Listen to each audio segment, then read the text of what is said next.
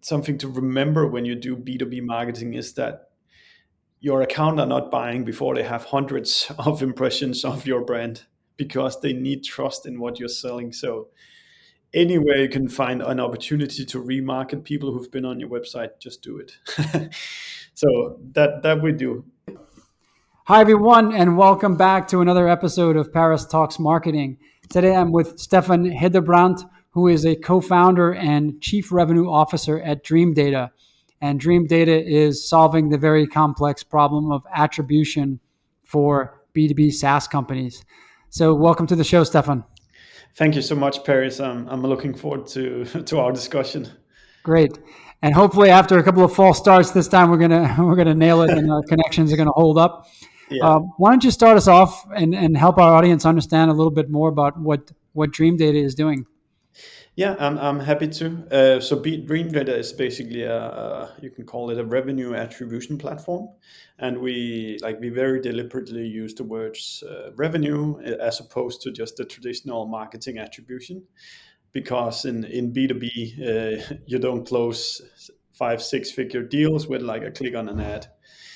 There's a lot of touches involved. There's a lot of people involved, and it takes a lot of time to make those deals happen. And what we essentially do for our customers is that we build a database, and this database contains every single touch that they have available that touches their account journeys. So that's everything from CRMs to CS to marketing automation to outreach software, etc. So we pull that data out of silos and then organize it into an account-based data model. And then we also track whatever people is doing on their website as well. And this has that great advantage that with an account-based data model, with all the people involved in the account, you can go back and look at what were the first touches of this journey and what was the last touches of this journey, what looks to be important times in the journey. So the first order of business, it's really important for me to state, is get as much data as you can into the data model, because essentially all models are going to be crap if they're applied to just 10% of the actual journey. Mm-hmm. Yeah, and this seems typically with the types of. Are you working predominantly with B2B enterprise SaaS that have pretty complex and long sales cycles? So I would say those who really need an attribution or like a B2B specific attribution tool is companies that are selling to more than one stakeholder. So if you're a B2B but selling to micro businesses where the user and the buyer and the guy with the money is the same person, then the attribution is not as big a problem. But typically you'd see in B2B deals that there's 2, 3, 4, 5 people involved in the deal, and it takes more than a month. And if those two things are present, then Google Analytics just starts falling apart very fast. Yeah. So that's kind of so that the ones we're selling to, their sales scenario is more than one person and more than a month. I think that's a quick way to wrap it up. Okay. Yeah. And about how many of your current customers are B2B SaaS? Around 90% or so. Okay. So in our strategic document, you'd see B2B SaaS as defined as our ideal customer profile. So it's most of our customers. Yeah. And I can actually say a little bit more why that's the case, because in attribution, you're looking to have as much data about the whole customer journey as possible.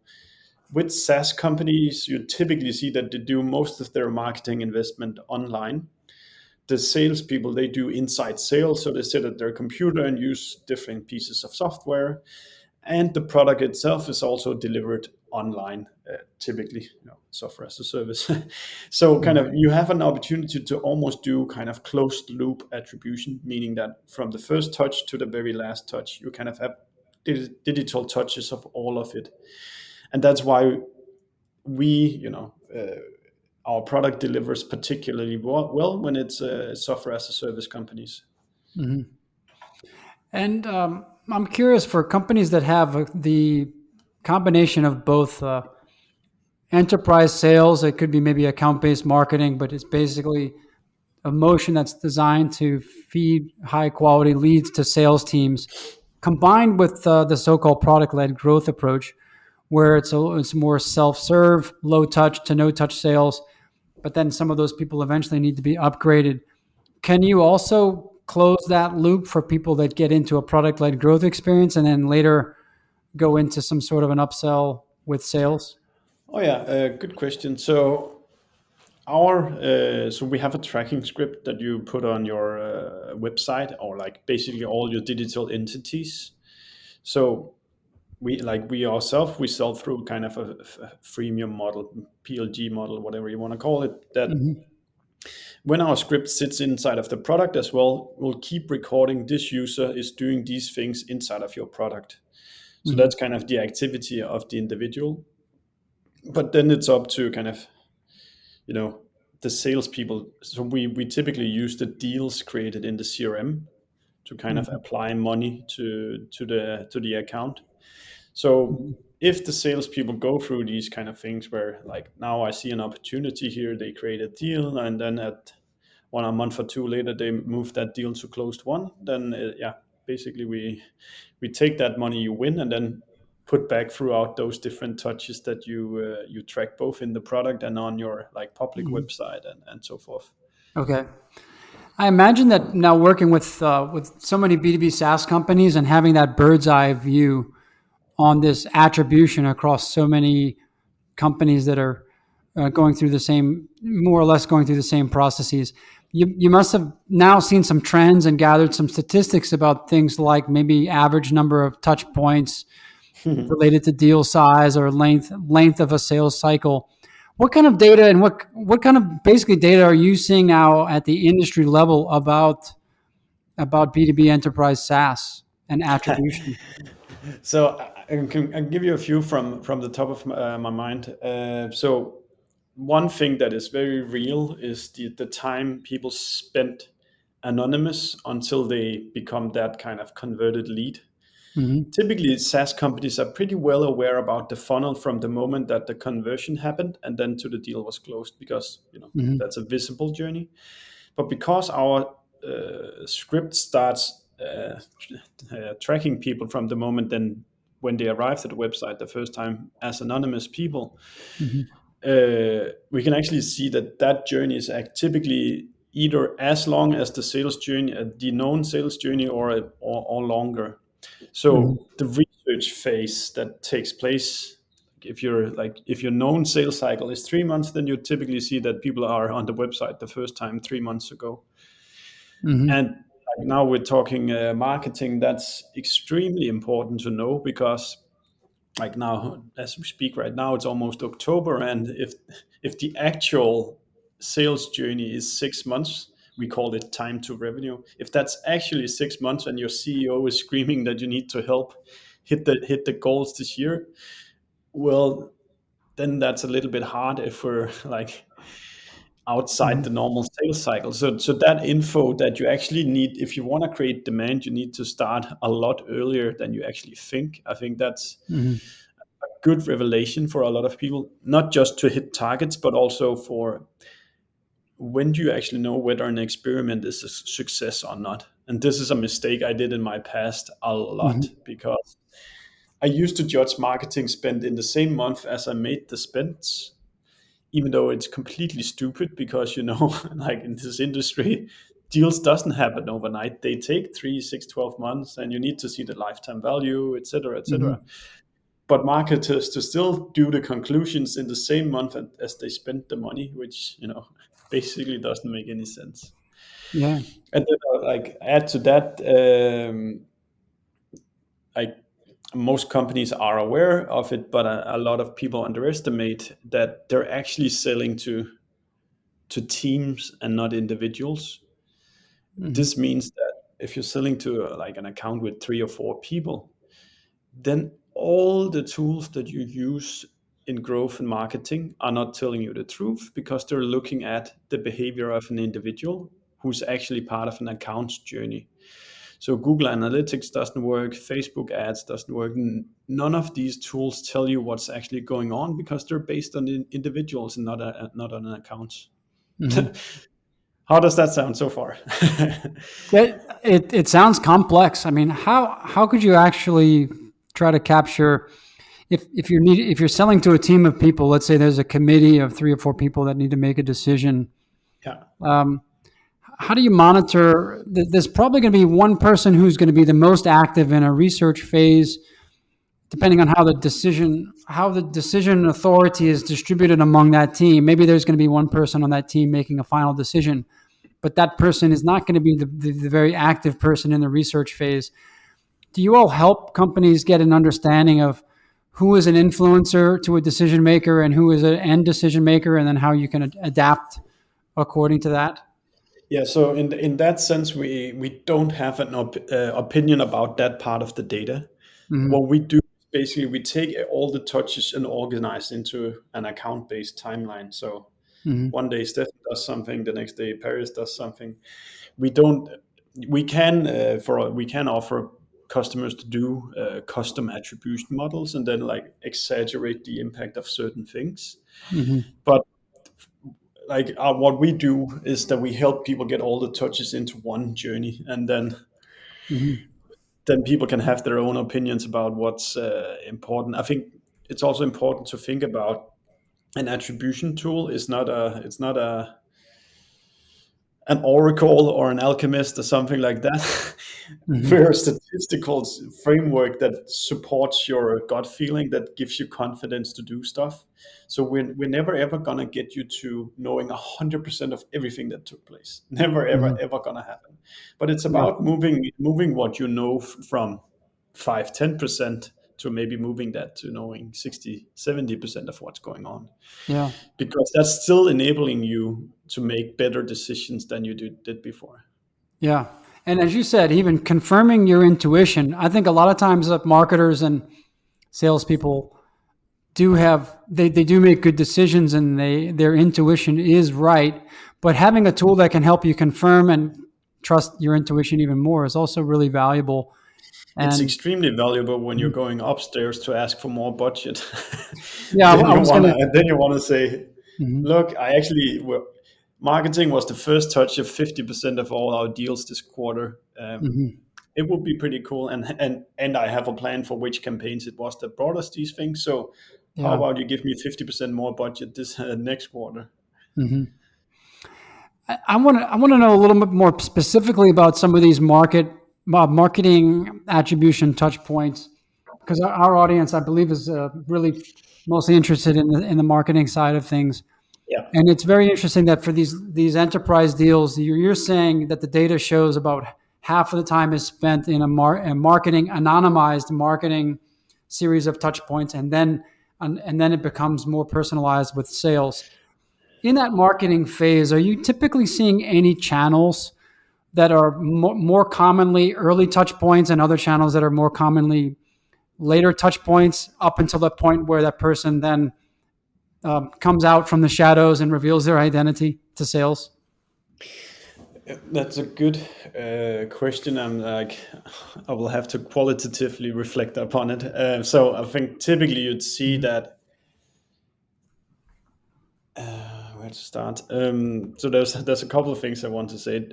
There's the things that are easy to track. It's so popular to talk about white and dark funnels these days, Mm-hmm. but a common pattern is that there's none of our customers that have proof that display ads work. Mm-hmm. So if they work, at least there's no way to prove it. And that I mean really across every single customer. It's not starting any new deals for any of our customers. Mm-hmm. So like this explosion of ABM platforms and hype about doing like display ads for ABM, at least we can't see any proof for it. And that's even for some of our customers who use these very expensive platforms for it. Mm-hmm. So that's just one point. And what we typically see starting the journey are all these kind of marketing touches, like from your Google search ads, from your LinkedIn ads, from your maybe even if you're doing social selling on LinkedIn. The important thing to remember here is that we're in a multi-touch game, and typically direct traffic will be a super big bucket when it comes to last touch, like a single touch, last touch before people becomes demo calls or become newsletter signups or something else. Hmm. But when you actually have access to multi-touch data, you can actually track it back to the true first touch. And that's a super important distinction, because if you're doing like last touch, by last touch I mean the last single touch before they converted, Hmm. you're not actually understanding how that person arrived to your website. Yeah.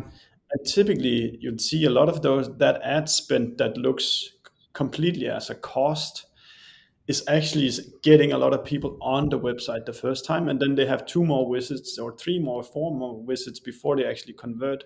Hmm. So the direct bucket is bigger than it's actually is in reality. And Hmm. then all of these things, as you would regard as marketing touches, ads, forums, communities, social selling, etc., they're actually starting most journeys. Hmm. That demand doesn't come out of nowhere. That's just not the case particularly when you're talking about SaaS startups that are fairly unknown. It's Hmm. activities, it's marketing activities that's driving people to the website.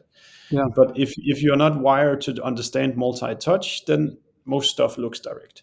Yeah. I can tell you that still a lot of the clients that we work with still want us to report to them the performance of each channel. And Yeah, by exactly. doing that, they're very much implying that this is last click attribution. They're saying, well, Yes. show us Facebook versus Google versus LinkedIn. Yeah. And we are always trying to explain that a lot of Yeah. the Yeah. Yeah. credit Yeah. that maybe paid search is getting has been highly assisted by Facebook ads or by LinkedIn ads, and it's much more complex. And I think that that's a whole different way of thinking. And a lot That's of a our pretty. a Yeah. lot of the smaller customers also they're nowhere near doing anything like data driven attribution. And my next question here is if you have a choice between some of the out of the box attribution models that come with Google Analytics, you've got you've got last click and first click, and then you've got different other models, and there's position based. Do you Mm. have any? Would you have any advice for our listeners if you had to choose between one of those templated out of the box attribution models? Which one is do you think is the So best yeah, one? um, a couple of things to say here. So let's take Google Analytics out of the picture, Okay. because if you agree with me that we're selling to an account that persists of three or four or five people, Google Analytics is only showing you the behavior of individual devices. It's not even showing you the behavior of Paris that has a phone, a computer, and a tablet. So if you would arrive to the website one time with each of those devices, you'd be looking like that's the first time we see you. Hmm. So it's just incredibly flawed, Yeah. anything you look at inside of Google Analytics. So please stop using Google Analytics if you're a B2B. That aside, Hmm. this is a podcast about marketing, and I tend to have a particular interest in the first touch, or like the early stage models, which could be like first touch, or stuff you call double V shape, which is kind of first touch, first conversion, and stuff like that. Hmm. But what we're looking for as like marketers doing the, it also depends on the purpose of what you're doing. Like essentially, you're trying to understand which part of the journey am I impacting. When we run ads at Dreamdata, I'm doing it to start new journeys. I'm starting doing it to create demand. So a Hmm. first touch model is actually a really good model. It exaggerates obviously the value creation, but it helps you show which ads did actually start journeys that ended up becoming maybe sales qualified leads. Hmm. So in your own marketing, Stefan, you give a little bit more weight to that first touch than let's say a typical marketer would. I don't know whether that's more than I'm Hmm. trying to start journeys, and that's Yeah. why I want to understand what's the very first touch we know of those accounts that actually come all the way through to the sales pipeline. Hmm. Yeah. I And understand. I that's think it's maybe like a. that's a separate point in B2B, is that you're not doing marketing to deliver on an MQL number. You're doing marketing to ultimately deliver deals that your company win. Mhm. So the ads that you're running here, you want to do them towards those that go as far down the pipeline as possible. Yeah. Yeah. I also think that there's a distinction when it comes to SaaS companies. There's a distinction in the type of SaaS company that should weight more heavily on first touch and demand generation versus demand capture or demand fulfillment, closer to the bottom of the funnel and more of a last touch model. And what I'm getting at here is I think that there are some established SaaS categories where they're very competitive, and there is a very, very healthy amount of search demand, and it's a known category. People are Yeah. shopping for CRMs, and they have been for Yes, years. yes, yes, yes. But so in those cases, you really, it's a fight for market share. And Mm. in those cases, I think when people are coming into a journey already with a pretty good understanding of the category, so I understand the CRM category, Yeah. but I'm looking to switch CRMs because I have a pain point, I'm missing Yeah, a yeah, couple of yeah, yeah. features. So there, I'm probably going to go through a faster journey, and a marketer who understands that, who is competing in a fairly mature SaaS category, can probably then weight more heavily on last touch, as opposed to the opposite end of the spectrum. If you are a really innovative, if you're bringing something very innovative to market, and you're a what we call a category creator or a trailblazer, Yeah. then people don't know. They don't even know what they don't know. So they don't even really necessarily have an awareness of the problem that you're solving. And Yeah. their demand generation is everything, because nobody is searching for that thing yet.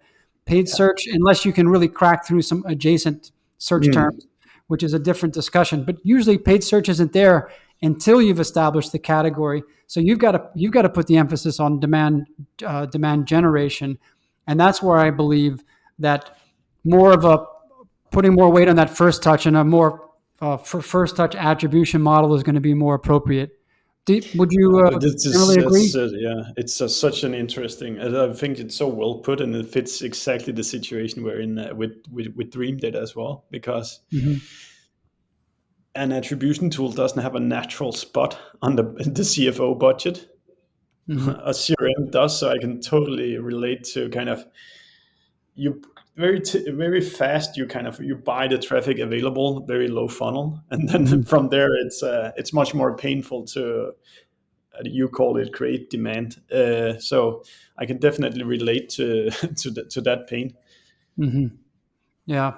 And I guess the other challenge that I see, and when the finance folks get involved, they also, when they're giving budget, they want to see what's the return. And I think what you pointed out earlier is really important, because there's a window of time. If a CFO gives a marketer a demand gen budget and then judges that budget in that same quarter that the budget is given, then, Mm. as you pointed out, that's the wrong way to do it. Because if we need to really nurture this demand, and it's going to take time for people to first become aware of a pain point, Mm. then steadily move into research mode where they're actually looking Yeah. to solve that, and ready to get a solution. Could be It's a few a months, good and it could be. example. Yeah, a Yeah. good example is that, as you said, mentioned yourself, that like you can start doing great content on your website that addresses some broader categories than what you're particularly doing. So those Mhm. blog posts you produce, that will start to help create awareness about your product. And then maybe 6 months or 12 months down the line, the person that found your first blog post now is actually in market for a solution. And Mhm. if you don't know that that blog post is actually being the first touch, you'd Yeah. shut down that operation because you can't connect those two dots, that they start here and then they go to Right. another place afterwards. That's also very interesting, because the content marketing team needs budget too, and they need to justify that budget. And in some cases, yeah, I think It's actually a so, lot of. so content is so hard to maintain on the headcount, because if you cannot prove that they're providing value, they, Mhm. you'll be Yeah. pressured on why keep them. So Yeah. I have like in my old company before Dreamdata, I was actually like from one year to another, I decided that we needed to bet big on content. So Mhm. we had like set up a team with two writers, a designer, a videographer, and then a manager. And the only proof for the very first, like the very long run, I was only kind of vanity stuff like, hey, organic traffic on Google is Yeah. going up, or our search rankings is improving in this search tool. But None of these things you can pay any salary with. So the Yeah. CEO will be like, sure, this is good. And then coincidentally, I actually met my now two co-founders from Dreamdata that had like an early beta prototype sort of thing, where we connected our data, and then we can actually start to see that there were certain pieces of content that we've been making that it produced incredible amounts of revenue. Hmm. The problem just is that the content would be, early in the buyer's journey, Hmm. starting the, like relation to that customer, and then like three Yeah. months later, 6 months later, somebody buys your product, Hmm. and then there's no proof or appreciation of that content actually capturing the first kind of demand. Hmm. Yeah. We have a framework here that, it's not our framework, but it's the buyer awareness journey. And it starts, it really starts at the very top where the persona or the user isn't even aware of a pain point. And the content that can make them aware of a pain point, or maybe shine a spotlight on something that is not perceived as a pain point, or maybe just a small annoyance, but you maybe magnify that and you make them feel that it's a bigger pain. That that is how you really open up the top of the funnel, in my opinion, because your Yeah, total addressable market, if you were to draw a boundary around your total addressable market, yeah. most marketers will probably see that the vast majority of those people aren't even aware yet that they really have a problem that you think Mm, you solve. yeah, And if you can get to those people and you can convince them that actually they do have a problem, that you can get them to know what they don't know. And that's usually done with a blog post, with editorial educational content, not with any yeah, type of sales content. Then you get them into the top of the funnel. But then after that, as you said, that might start a very slow and a prolonged research process that eventually has them doing a brand search for your brand 3 or 4 months later. And that's what why do I you guys believe. typically do then Mhm. to I'm super interested in hearing what you guys typically help people with Mhm. to kind of get that top funnel going, because it's so hard Mhm. to sustain it if you cannot kind of at least tell a story about how these activities leads to these kind of outcomes. Yeah. What we do, and it's very imperfect, is in all those very top of funnel type of content, we interlink to other pages that are further down funnel, and we try Mm, to demonstrate people's click behavior. So if yeah, they land in a blog post, depending on where that might sit in the funnel, we might link from an educational blog post to maybe more of a step-by-step guide for how to, let's just say, how do you then start to buy in this category before yeah, even introducing the brand yet.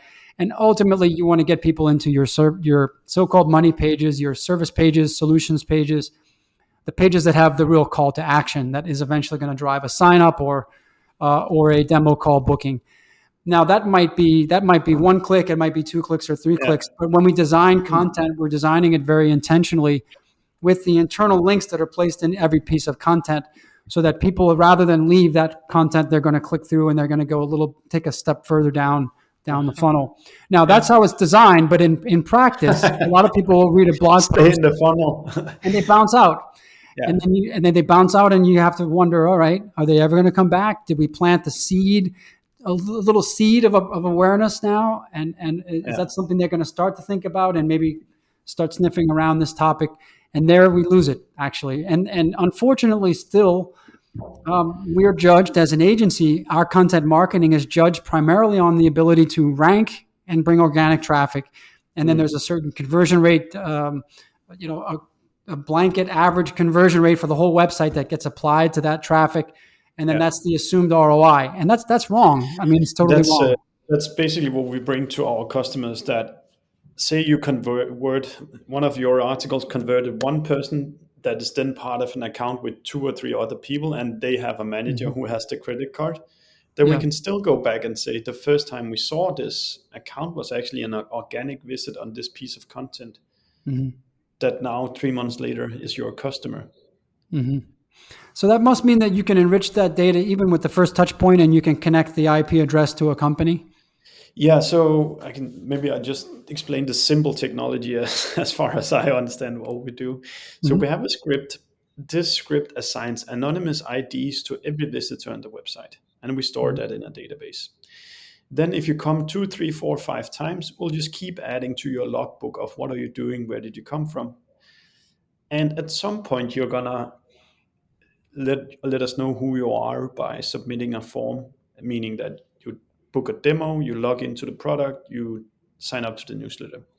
And when they do that thing, we get consent to actually look at what they did while they were anonymous. So in this way, we stay compliant about like their personal identifiable data. Now we know one person and his or her behavior. Then we link this person to the account that they belong to by a string of things that we do all the time, which is look in the CRM to see if there's a relationship between this person and an account. If that doesn't work out, we'll go into this automation system and see if there's a relation there, and so forth in all your tools. If none of that works, then we take just look at the URL of the email address. Is this a company we know? Then we can sort it that way. Okay. If none of that works, then we use reverse IP lookup, as you say, do we know, is this IP a publicly known IP that we can use to sort it by? And if none of it works, you'll just remain anonymous until we're able to associate with you with an account. Okay. Gotcha. Does this all assume that the person is using the same device throughout the journey? No, so in that way we work like a CDP. So one user can have both multiple emails, so private and professional email. It can also own multiple devices. So the user ID holds information about each of the browsers that they've been using and we've been able to identify. Okay. So for example, you sign up on our website with your mobile phone the first time, then you come back on our website and then do stuff from your computer. And as soon as we can link your computer and your mobile phone together, we'll do that. Okay. So cross-device attribution, check. Yes. It's still a major flaw that Google Analytics hasn't solved yet. So yeah, again, like that, there's so many reasons why you should be very careful about what you use Google Analytics for. Well, let's talk a bit about your particular marketing. So you're investing pretty heavily in content because you're dog fooding your own product, and it's showing you which pieces of content not necessarily just drive the traffic, but are actually ultimately driving people all the way through to a conversion with value.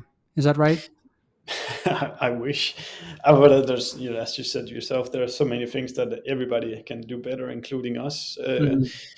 So I think what we started out doing with our paid marketing was to say, okay, let's fix the bottom of the funnel, like that known search behavior out there that we know is valuable. Let's cover that. So we've done that, and then we run remarketing ads towards everybody. The same thing we've done with the review software review platforms. So if you're looking at attribution tools within a review platform for software, then you're probably also in market. So we're also buying ads from those. Then actually our content, we try to, like, the starting point is that it needs to be sales support.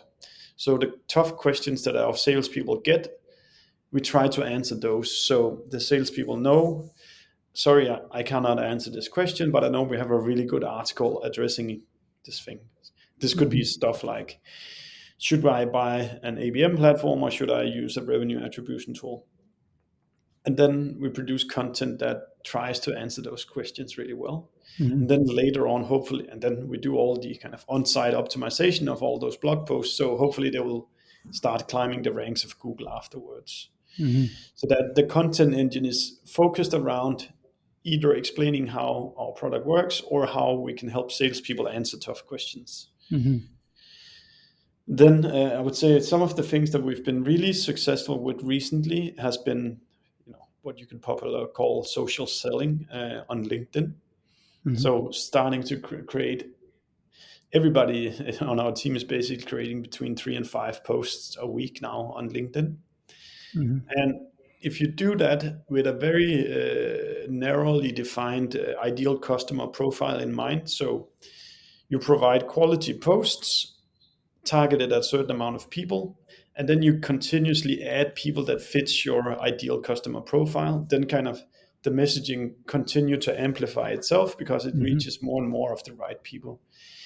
And this is actually something where, like, attribution is a bit harder, because how do you measure that you get deeper and deeper into kind of your defined ideal customer profile? But we can see, for example, quarter on quarter, we double the amount of deals coming from direct. So that's kind of ad spend sustained a similar level, but now posting on LinkedIn a lot, then direct traffic, direct as the source of new deals doubled. So I would say, particularly, so our product is addressing marketers, and marketers spend a lot of their day on LinkedIn. So I think that's one of the reasons why it's working particularly well. Whereas, like, if you're addressing the construction industry or something like that, they probably don't spend that much time on LinkedIn. Yeah. And are And you then, doing that? actually, another thing we do spend a lot of we pitch podcasts every week like yours to can we please be on it, where we kind of also like narrowly search for podcasts within at least somewhere broad scope of B2B marketing and attribution, because we'd rather be in front of 50 good listeners than like 400 of irrelevant listeners. So we're just really trying to pick out the niche audiences. And I'm really interested on the LinkedIn strategy. So you've got a few people that are consistently sharing their posts. So their connections are also the people they're connected with should be in the good ICP fit. Yeah. Are you doing that mostly organically, or are you also supporting that with any sponsored posts or paid ads? So I think it's two separate disciplines. So we also do ads on LinkedIn, and it's not a platform I've worked a lot with before, but now the last year I've been digging deeper and deeper into it. So first of all, obviously, do a lot of retargeting there. So I think that's something to remember when you do B2B marketing, is that your account are not buying before they have hundreds of impressions of your brand, because they need trust in what you're selling. So anywhere you can find an opportunity to remarket people who've been on your website, just do it. Yeah. So that we do. And then I'm working mostly with the matched audiences, which means that, Yeah. for example, I've made a list from Crunchbase with SaaS companies in Europe, and then I have 1,000 SaaS companies in Europe, which I'm trying to hit marketers within. And then I'm running like carousel ads, video ads, and also these conversational ads towards these guys. Of those things, the only thing that we really feel working right now is the conversational ads, where we get people to convert to an ebook. So we get people to sign up or like request download of an ebook. So we get their email and we get them at a pretty decent price. But another B2B lesson is that, who fucking cares how many ebook downloads you generate, because the only thing that matters is that those accounts become customers. So what we've instructed our BDRs is to regard this as a flag for now. You need to pay attention to the account, not the individual who converted. So the BDR will start to connect with different ICPs within that account. So he starts addressing all of them and offering the ebook to all of them. So hopefully we can spur some team conversation. They're so long for getting somebody to fill out a form on one of these lead forms to an actual deal happening. And that's, maybe it's just a time factor that we haven't had enough time, but we've not succeeded in selling to a lot of these people to a lot of the accounts that have filled out the forms yet. So you're gating the ebook with a form Yeah, and I think for now. I think yes. So I hate that gating versus not gating discussion. Let me just give you my view on it. Yeah. Open most stuff, but when you do ads towards particular things, then you want to gate them, because then you can get them to give you your email. Yeah. So I can even have the same piece of content that is completely open on the website. I can have that gated in my ad, because ads is about, actually generating Getting some conversions. ROI. Mm-hmm. Yeah, exactly. Mm-hmm. So we have content in that ebook that is completely available on the website. Mm-hmm. Yeah. So if you're really when you're gating, I mean, there's clearly a trade-off there. Is it worth it to get the email, or do you see any conversions or traction with the email nurtures that follow up on that justify the smaller numbers that you're going to get by just putting the form in front of the asset? I don't, to be honest, I don't know what the Yeah. right answer is. Yeah. I can I tell you mean, that's the question. I can tell you what we tested was, so if you recall the list, I had like European SaaS companies in there, and then addressing Mm-hmm. the marketers there. Initially, we went with go try our product or book a demo. And these people would most likely never have heard about us They're before. not So it's ready. like, Yeah. no fucking way that they're going to our website and signing up with very sensitive data. So that's why we Mm-hmm. switched tactic to have a very soft conversion, like offering, hey, here's an ebook that can help you do better B2B ads. Mm-hmm. So that's how far we are in the process, that we found out we cannot get them to book a demo on the first touch, which is very fair. You don't Yeah. wanna kiss on first date. You wanna like warm people up a Sure. bit first. Yeah. No, that makes a Now lot of something sense. I'm testing is that I'm doing some matched audiences where I also run newsfeed ads and, and conversational ads, and then I have some audiences that only gets the conversational ad. This is a Mhm. guessing discipline then, whether the conversational ads convert better if you also pound newsfeed ads towards them. Yeah. But Even if they're not clicking, if they're just getting impressions made it's on the that's what I newsfeed. mean, like more Yeah. brand impressions. So Yeah. I don't have the conclusion yet for that, but I'm testing it a little bit to see if there's any distinction to be made there. Yeah. Yeah. I have a vague theory that I haven't properly tested, but I've been doing it now for a couple of years, which is to try to post a small piece of video, like a vlog, every day on LinkedIn. I And think the that's a only good the idea. only anecdotal evidence I have that works is just lots of people telling me that they can't get me off of their LinkedIn newsfeed, because I think it's just the LinkedIn algorithm. It's clearly favoring freshness, and I think now I'm certainly tracking the views, and a lot of times the views are not that impressive. But I really do believe that even as people scroll past and see me day after day after day, and they start to know who I am, Mm. maybe they're only going to stop and turn on the sound 1 in 5 of those videos. Maybe the moment's not right, but even for a brief second, they will be reminded of me. They're just going to see my face and my bald head, and there Yeah, it is again. And we really have seen. I mean, maybe it's not necessarily causation, but it's certainly correlation. yeah, Once we started doing that and investing in that kind of high frequency, we did start to see a lot more activity in LinkedIn, and more people mm. reaching out. And a lot of people even just were mentioning, just keep seeing you so much in LinkedIn. And then when the timing is right, then Yeah. we're top of mind. It's really like a top of mind thing. I And they're 100% actually agree. not Yeah, consuming. They're not really consuming most of it, but they're yeah. just seeing. Yeah. So, I think like most people way overestimate how memorable they are. yeah, So it's consistency, keep staying top of mind. That's the only thing that matters. yeah. Like people will forget about you. They have like being bombarded with priorities in their companies. The only Hmm. way that you get those deals is that you constantly stay top of mind, Yeah. and that's every day you need to do it. They'll Yeah, forget about you. absolutely. Yeah. And I think another reason why a lot of people are not developing this habit is because they feel like they run out of things to talk about, because they think that they can't repeat themselves. And I think that's another Yeah. mistake. Yeah. You think it as very that's very very true. Like you think about your own story as like this is a book with chapters, and I remember all my chapters. Yeah. But the truth is, the followers, they only see like every 10th chapter of that book. So Yeah. just repeat So, the same yeah, message. there's nothing wrong with repetition. In fact, you should be repeating a lot.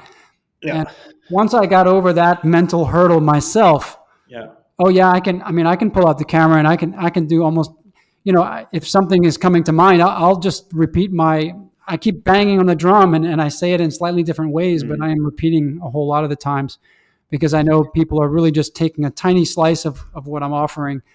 And I want to make sure that that message gets through at the right time. And I think people overestimate how perfect post needs to be. It's gonna just Yeah. document what you do and post that, and then wake up next day and then document something else you did and keep posting it. Yeah. You don't have to do the perfect post because maybe the perfect post doesn't catch the algorithm that day when you did the post, and then it Yeah. gets absolutely zero exposure. Yeah. And then Yeah. you've spent so much time making the perfect post instead of just getting something done, move on with your day. Hmm. Yeah. And then once in a while you do something that blows up or pisses people off, and then you have a lot of interactions. Yeah. Yeah. Oh, we're always still very surprised at which posts are having the great engagement and which ones are flopping. And uh, it's definitely, it's almost like a muscle that you need to work out. If you do something every day, you're Yeah. going to get better at it, and you should never even try to achieve something like a perfect post. I mean, there is really no such thing. I mean, I think it's about, as you said, it's about documenting. If you feel inspired, if you read something and you feel inspired and you want to share it with some colleagues, well, instead of doing that, why not just take out your phone and shoot a quick video and share it with the whole world and share it with everybody in your industry? Mm. And don't hesitate, and don't let that fear that this might not come out the right way, or maybe I haven't rehearsed it, or Yeah. just put it out there. And that is just building that kind of, it's like training in the gym. If you go every day, you're going to get better results over the long term, and you're going to get Yeah. better and better at it, and it's going to feel more natural. And I think that's part of this too. And then when we tie that back to attribution, I still think nobody can really say, if I spend 3 hours a day on LinkedIn and I'm creating content and I'm actively commenting in other threads, Mm. I think still you have to just chalk that up to serendipity at the end. At least today, where we are, we are definitely generating demand when we do this, but it's still very far from being quantifiable and connecting the dots. Yeah, and you need to I think people also then overly rely on data sometimes, because like if it works, it works. Hmm. Like no data is gonna like change that, Yeah. because like if I'm doing these things and people mention my name and we get more customers, Hmm. then there is attribution, then the activities are connected. There's just no statistical proof for it, but that's where you need experience and gut feeling to kind of guide your behavior. Right. Right. So it's not replacing your intuition; it's just supporting your intuition. Yeah, exactly. I think that's the most important thing. Hmm. Great. Well, Stefan, this has been really fun, and we could probably go on a lot longer here. It sounds like Um, it. can you just, what is there anything that I haven't asked you, or was there anything else that you wished I would have asked you, maybe that you'd like our audience to know? No, I think I don't know. I think I would definitely, if you feel like you're not getting enough credit for your work as a B2B marketer, SaaS marketer, then definitely consider looking into attribution, because typically you're starting a lot more journeys than you're actually giving credit for, at least if you're using Google Analytics. Hmm. Yep. Well said. And I think the time is ripe for. It's also probably why we're seeing a lot of analytics tools popping up now, because Google Analytics Mm. really isn't cutting it for a lot of people. And I think it was assumed for a long time that no one really could compete with this giant free product. But I Yeah. think that's changing now. I think there's a lot of players now helping people do it better. And You certainly see it Dream with Data is one of them. the whole CDP industry is also coming from this, that you can actually store who the people are, and the people owns multiple devices, and then you can make conclusion of the user and not based on devices. I think that's Mhm. an essential component of understanding digital marketing and going ahead. Yeah, absolutely. Great. So, Stefan, can you just tell people where they can find you online and Yeah, Dream Data? yeah. If they want to check out Dreamdata, it's dreamdata.io on our website. But I'm typically mostly active on LinkedIn, so any people can Mhm. just hit me up with any question they might have there. I guess you will Great. send some show notes where. my name. We My sure will. Yeah, we'll have this Danish name in the is. show notes also. Yeah, great. Stefan, this has been great. Thanks for spending the time with me. I learned a ton today. I thought I had a good grip of attribution, but now I feel like I've got even a better grip of it. It's a I hope so. it's a problem that's always going to be there, and Yeah. but I think just the awareness of it, and still a lot of decision makers who are not in marketing still aren't really even that aware of what it is, and really giving a lot more credit in places that are simply just further down funnel as opposed to influencing a purchase decision. Yeah. Yeah, great. Well, thanks a lot, Stefan, and look forward to keeping in touch with you. Good luck with Dream. Yeah. With Have a nice Dreamdata. day, Paris. Thanks. Bye.